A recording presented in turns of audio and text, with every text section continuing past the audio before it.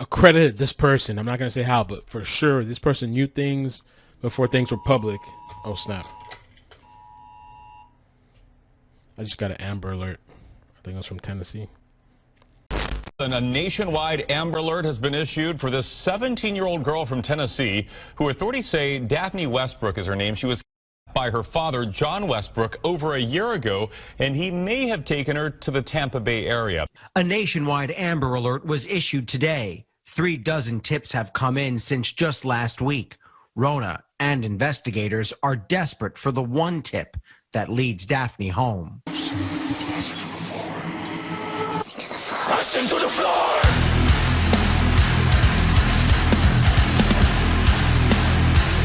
Hey, what's up? It's iCkEdMeL. How are you guys doing? I hope you guys are having a good weekend. And I wanted to talk about this story because if you remember yesterday's video, while I was recording, an Amber Alert popped up and it was Tennessee, which I thought was weird. And I decided to check it out and look it up today. Now, before we get started, you might hear a little bit of background noise because my daughter's watching TV behind me, so excuse me on that. But I figured I can try to cram this into a brief video that is packed with information. Now, Daphne Westbrook, she's 17 years old. She was last seen by her mother, Rhona Curtsinger, October 4th, 2019. Daphne was going to go visit her father because he had like weekend visitation things. And she leaves, and that's the last time the mother sees her. Please know that nobody's angry. You are so loved. The last time they saw each other in October of 2019, Daphne had left their home in Chattanooga, Tennessee for a weekend visit with her father. Looking back, hindsight is much clearer than when you're in the moment. There were a lot of warning signs. I just didn't see them. I need the steps to be taken to give her the emotional and physical support that she needs. Every teenager deserves that. And no matter how old they are, every person deserves that. It's not your fault that you're in that situation. This is not her fault. And I need her to be okay. I need that. And I will do everything that I can to make sure that she is. Now, over that weekend, according to WRCB TV, they state that Daphne texted her mother and said, "Is it okay if I come back a couple hours later?" because she wanted to go for a walk with her friend and dog, because she has 2 dogs, according to some of the reports that I've seen. Those 2 dogs are named Fern and Strawberry. And that weekend, of course, she never showed up. So she went on October 4th, 2019 to her father's, and she was supposed to come back. She texted her mother for like an extension for a couple of extra hours because she wanted to go with her friend and dog for a walk, but she never showed up. A little bit of the height and weight with Daphne. She's 5'3" and 110 pounds. And John, which is the father, John Westbrook, he's 6'4", 200 pounds. Daphne has brown hair and brown eyes. John has brown hair and blue eyes. Now with John, he's considered an IT specialist or expert, and he did computer security for small businesses in that area of I guess Tennessee. He also specializes in blockchain technology, BitCoin, which makes it very difficult for investigators to trace his whereabouts. They said that they had an extremely hard time tracking this guy because of the technology that he's using. He's also well versed, I guess, in hiding and maybe disappearing, it seems like, and covering his tracks. One of the articles stated that he considers himself the real life Jason Bourne. He's considered an expert in disguise, has shielded their phones from detection, and uses cryptocurrency. Investigators believe he's keeping her in order to control her. And the whole thing that kind of started this was, according to WKRN, Westbrook took his daughter after a custody agreement ruled that he could only have Daphne over every other weekend. They claim also to avoid paying child support. So there have been multiple reported sightings of Daphne and John, and it states here in November 2020, the teen was seen in the Denver area, and in February, John Westbrook spent weeks in Pueblo, Colorado. The duo has been traced to Colorado, New Mexico, California, and Washington. However, they could be anywhere.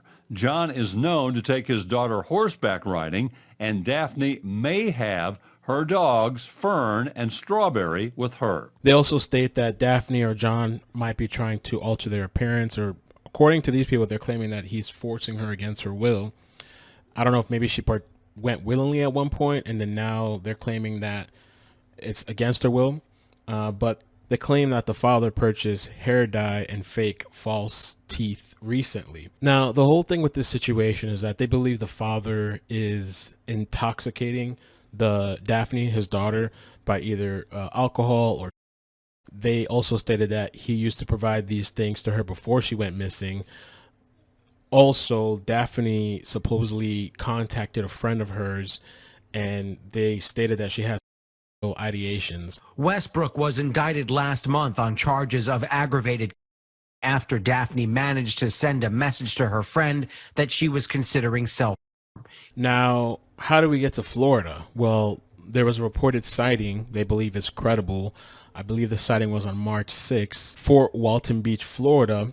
They reported seeing a man and a teenage daughter who seemed to match the description of John and Daphne on March 6th in an old rusty orange Volkswagen Beetle. And then over the weekend, investigators raided his sister's home, the father's sister, in Sebring, Florida, where they took her electronic devices because they state he's been in contact with his family while he's been on the run, but his family, according to them, is not cooperating. They'd found communication between him and a sister who lives in Sebring. Her home was raided over the weekend, where investigators confiscated her electronic devices. Now, we're told the father's family is not cooperating with investigators. Again, please call 1-800-TBI-FIND if you have any information. So John, Daphne's father, was charged with custodial interference in June. And then in October, Daphne was placed on the state's missing children website before Westbrook was charged with aggravated last month.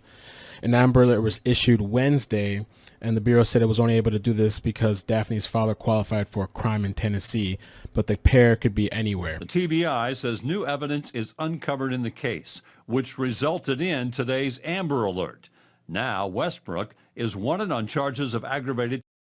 So the final thing I'd like to watch with you guys together is the district attorney talk about the case. Our investigations revealed she presently is expressing ideations, and she has not just presently, but she has a past history of that as well. District Attorney General Neil Pinkston says because the grand jury was suspended during COVID-19, it delayed indictments towards Daphne's non-custodial father, John Oliver Westbrook.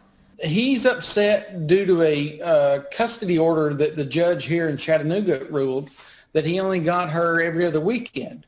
In order to avoid that and avoid paying child support, he just leaves with her. She has this odd affection to him now because prior to her leaving, he would give her alcohol, LSD, mushrooms, and he's now, we know from recent witness interviews, that she's constantly and/or drinking alcohol provided by him.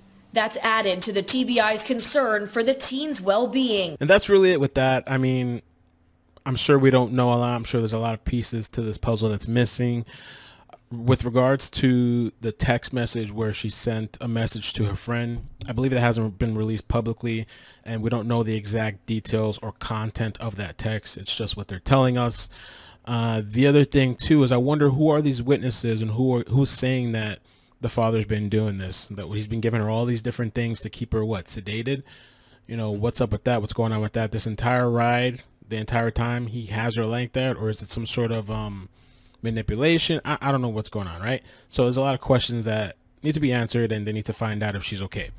I just want to say thank you guys for all the support. Please hit the like button, the subscribe button, turn on the bell notifications. I wanted to quickly thank people for the super chats on the previous videos and live streams. Angela, Crystal, Soldier, I can't even say that person's name, Crystal, Lisa, Evelyn, Lisa, Salty, Mel, and some of the cash apps, Spivvy, Jennifer, Cynthia, Jason, Shar, Cynthia, Chris, and then Lisa again, and Michelle. So thank you guys. I appreciate the support. I didn't think the video was going to take this long to edit, actually, as short as it is. So, but appreciate you. Take care. Peace.